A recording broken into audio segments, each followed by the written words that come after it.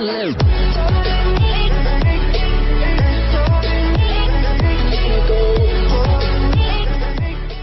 former fiancé of Justine Damond Ruszczyk has broken down in tears while testifying at her accused murderer's trial, as he recalled the shock of learning a U.S. police officer was the killer.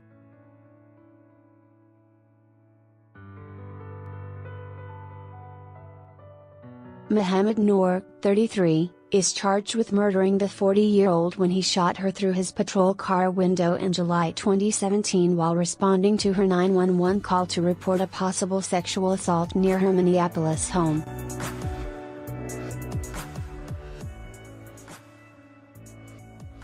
Damond started sobbing in Hennepin County District Court in Minneapolis when prosecutors asked him what he thought when he was told that his fiancée had been killed by an officer.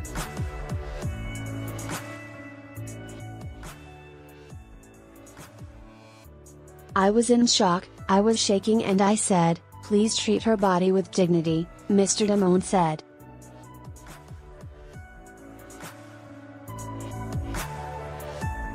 Mr. Damond told the court calling her family members in Australia was painful and traumatic, and the worst phone call I've ever had to make in my life.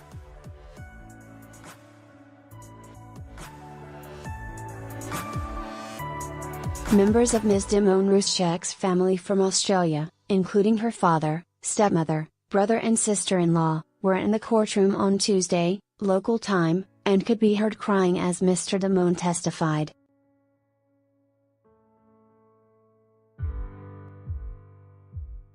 He and Ms. Damond Ruszczyk had planned their wedding for August 2017.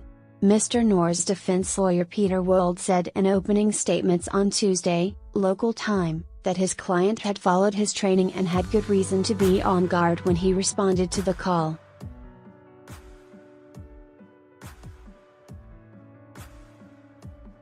A vague threat in an alley at night had been reported and could have been a classic ambush scenario and a setup, Mr. Wold said.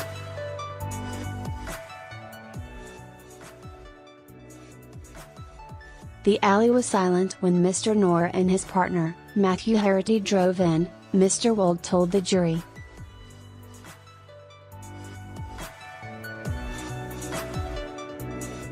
He thumped his hand on the table in the courtroom dramatically to demonstrate the sound that Mr. Noor and his partner have claimed surprised them and prompted Mr. Noor to fire his gun.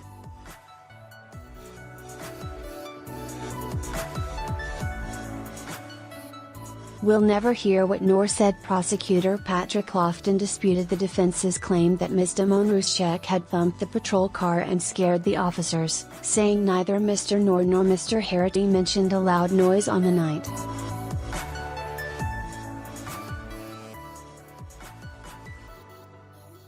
Photo: Mr. Noor has not spoken to investigators about the fatal shooting. AP, David Joels/Star Tribune. He said investigators found no forensic evidence to show that Ms. Damond Ruszczyk had touched the squad car before she was shot.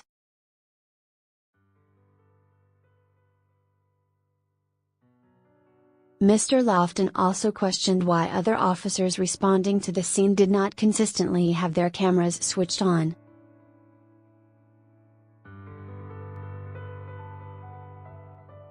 The officers did not turn on their body cameras until after the shooting, and there was no squad car video.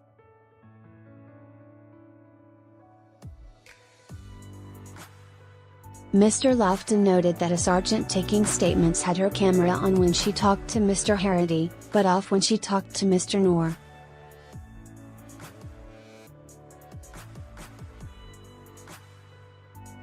"We'll never hear what Noor said," he said. Unclear if Noor will testify the shooting, which then Prime Minister Malcolm Turnbull called shocking and inexplicable, added to a wave of controversial U.S. police killings of unarmed civilians, and led to the resignation of Minneapolis Police Chief Janie Hardo.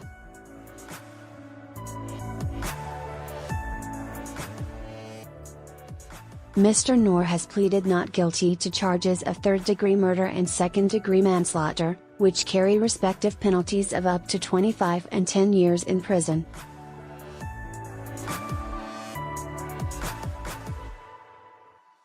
Ms. Damond Ruszczyk owned a meditation and life coaching company, according to her personal website.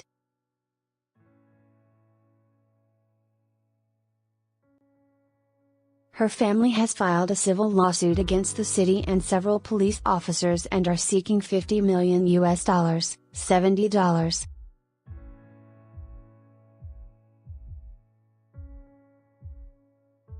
$2 million in damages.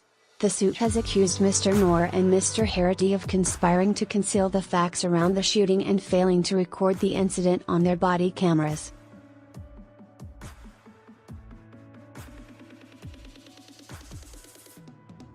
Mr. Noor was fired after being charged in the case and has never talked to investigators about what happened.